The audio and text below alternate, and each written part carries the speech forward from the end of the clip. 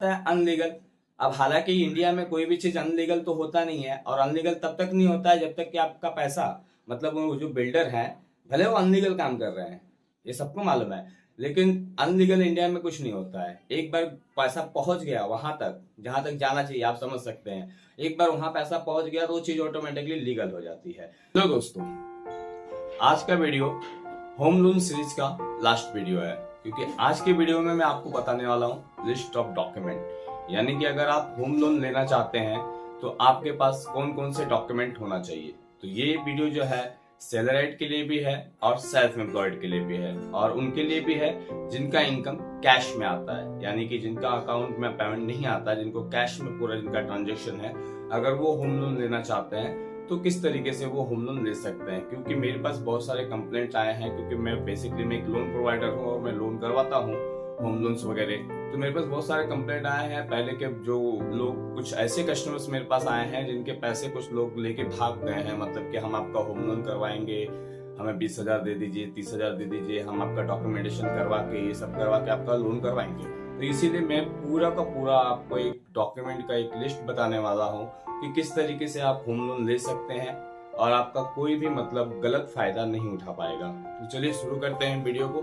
सबसे पहले हम आते हैं इस पे कि अगर आप कोई भी रेरा प्रोजेक्ट, यानी कि गवर्नमेंट अप्रूवल प्रोजेक्ट जो होता है, केडीएमसी जिसको कहते हैं, हर जगह का महानगर अलग होता है, तो वहाँ के हिसाब से वहाँ का रेरा प्रोजेक्ट होता है, ठीक है। तो उसमें होता क्या है कि बहुत सी बैंक जो होती है उस प्रोजेक्ट को अप्रूव करती है। जस्ट लाइक अभी अगर कोई रेरा प्रोजेक्ट है तो उसको HDFC bank, ICICI bank, Axis bank, ये सब अप्रूव करती है कि आपका जो प्रोजेक्ट है हमारे यहाँ पे अप्रूव है, आपके जो भी क्लाइंट रहेंगे उनको हम लोन प्रोवाइड करेंगे। तो उसमें होता क्या है कि बैंक है वो क्या करती है, कस्टमर से बिल्डर का कोई भी डॉक्यूमेंट नहीं मांगती है। ऑलरेडी वो बिल्डर से टोटल डॉक्यूमेंट ले चुकी होती है, जो भी डॉक्यूमेंट का उनको नीड होता है, जस्ट लाइक उनका प्लान पास होना, या गवर्नमेंट से जो उन्होंने परमिशंस लिए हैं कि कितने माले की बिल्डिंग बनेगी, कितने माले का टावर बनेगा, या कितना एरिया में बनेगा, ये टोटल चीजों का डॉक्यूमेंट ऑलरेडी बैंक लेके रखी रहती है।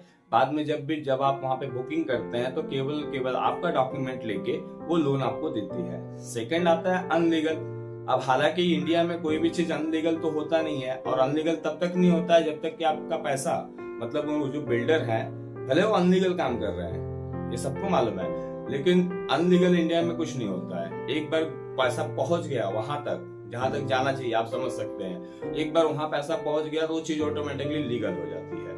तो वहां पे जब आप प्रॉपर्टी लेते हैं, जिसको गांवठन और ग्राम पंचायत वगैरह कहा जाता है, तो वहां पे जब आप प्रॉपर्टी लेते हैं ना, तो वहां पे एपीएफ नहीं होता है, और कोई भी गवर्नमेंट बैंक या मल्टीनेशनल बैंक वहां पे एपीएफ नहीं करती है। तो वहां पे आपसे गवर्नमेंट के भी, गवर्नमेंट गलती से निकल गया, मतलब बिल्डर के भी जो डॉक्यूमेंट होते हैं वो मांगे जाते हैं आपसे, कि जो बिल्डर के डॉक्यूमेंट है वो डॉक्यूमेंट भी आप हमें लाके दीजिए। तो चलिए शुरू करते हैं, लिस्ट बताता हूँ एक एक करके। देखिए, अगर आप सैलराइड है और आपकी कंपनी जो है एक कैटेगरी में आती है, लिस्टेड कंपनी है, तो आपसे बैंक सिर्फ और सिर्फ 3-4 चीजें मांगेगी, बहुत ही बेसिक चीजें मांगेगी, जिसमें आपका एक आएगा सैलरी स्लिप, वो 3 महीने का सैलरी स्लिप मांगेगी, 6 महीने का बैंक स्टेटमेंट मांगेगी, आपसे आपका Aadhaar card मांगेगी, pan card मांगेगी।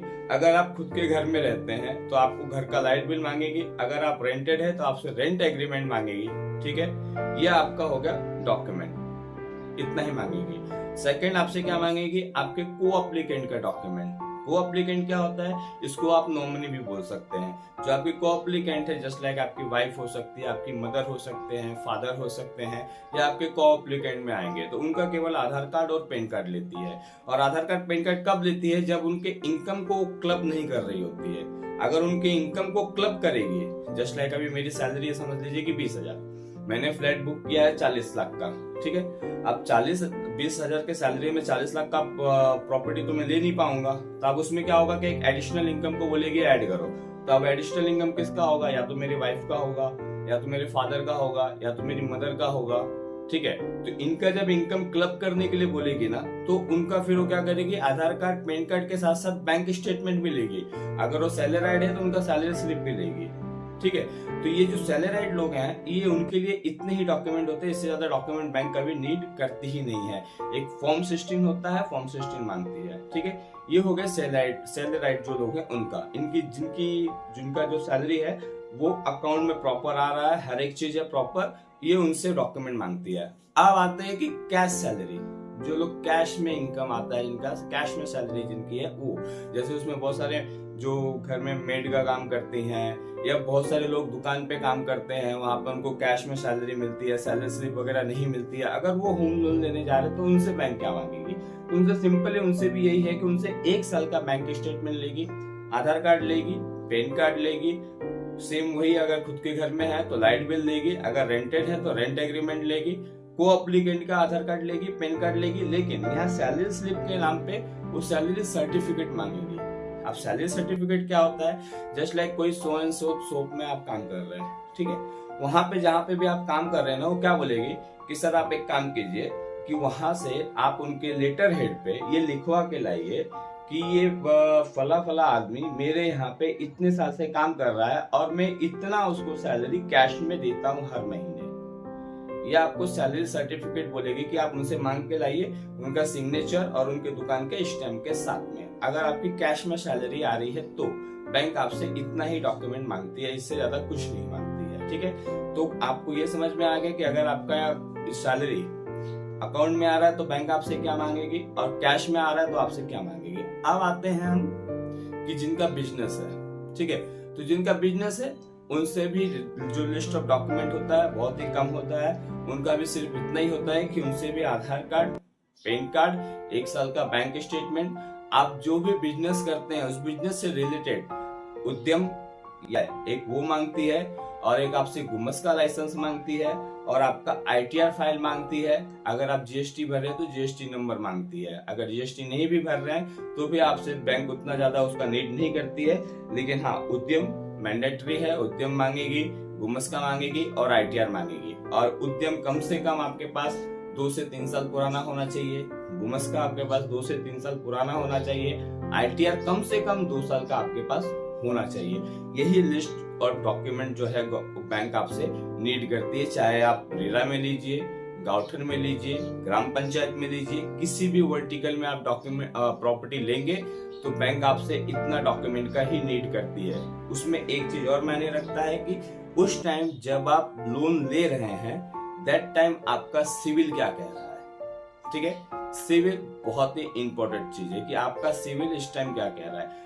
Suppose कि मेरी सैलरी 1 लाख है, ठीक है, एक कैटेगरी कंपनी में मैं काम करता हूँ, मेरा PF भी कट हो रहा है, प्रोफेशनल टैक्स भी कट हो रहा है, हर एक चीज ओके है, कोई भी प्रॉब्लम नहीं है। लेकिन मेरा सिविल है 550।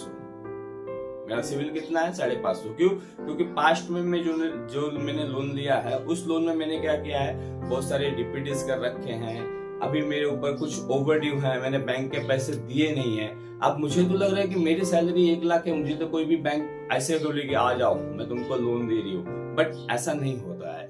आपने अगर बैंक से पैसा लिया है तो पहली बात तो आपको ओवरड्यू क्लियर करना पड़ेगा।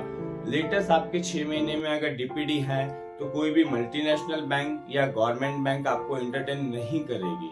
और इन केस में अगर एंटरटेन कर भी लेती है तो जो उसका बेस रेट होता है, जिसको आप लोग पकड़ के बैठ जाते हो, मेरे बहुत सारे कस्टमर पकड़ के बैठ जाते हैं कि अरे सर 8.5% पे दे रहा है। तो दोस्तों ये सिविल भी मैटर करता है। अगर आपका उस टाइम भले आप 1 लाख रुपए महीने का कमा रहे हैं, आपके पास अच्छी खासी सैलरी आ रही है, लेकिन आपका सिविल अच्छा नहीं है तो आप उस बेस रेट को पकड़ के नहीं बैठ सकते हैं, क्योंकि उस टाइम पे बैंक आपको उस बेस रेट पे देगी ही नहीं, आपके सिविल के हिसाब से रेट हमेशा आपको बढ़ा के देगी।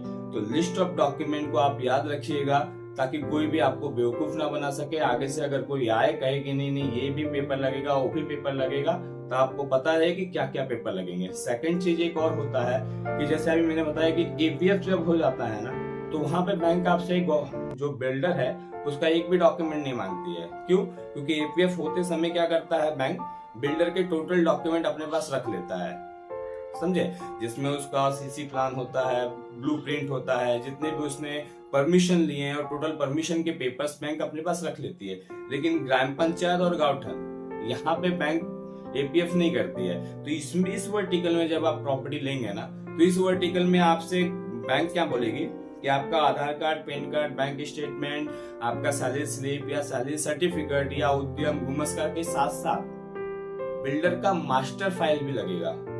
अब बिल्डर के मास्टर फाइल में होगा क्या, बिल्डर के मास्टर फाइल में आपको उसका सीसी लेना पड़ेगा, उसका ब्लूप्रिंट लेना पड़ेगा।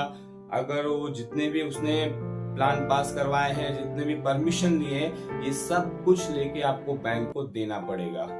उसके बाद बैंक इसको स्टडी करेगी। स्टडी करने का जब बैंक को लगेगा कि ओके सब कुछ प्रॉपर है, फिर वो आपको रेट ऑफ इंटरेस्ट एक बताएगी कि सर आपका लोन पास हो रहा है और इस रेट ऑफ इंटरेस्ट में हम आपको लोन दे रहे हैं। तो बहुत ही सिंपल प्रोसेस है, इसमें बहुत ज्यादा कोई रॉकेट साइंस नहीं है। तो इसलिए आप बेवकूफ ना बने लोगों के चक्कर में पड़ के। अगर कोई भी क्वेरी हो, कोई भी क्वेश्चन हो, तो मेरा नंबर दिया हुआ है, मेरे इस YouTube चैनल पे भी मेरा नंबर दिया हुआ है, मेरे Instagram ID पे भी मेरा नंबर दिया हुआ है। आप एनी टाइम मुझे कॉल करके जो भी आपके क्वेश्चन हो मुझसे पूछ सकते हो। तो आपको list of document I hope समझ में आया होगा। अगर समझ में आया होगा तो वीडियो को लाइक कीजिएगा, चैनल को सब्सक्राइब कीजिएगा। मिलते हैं अगले वीडियो में, तब तक के लिए आप अपना ख्याल रखिए।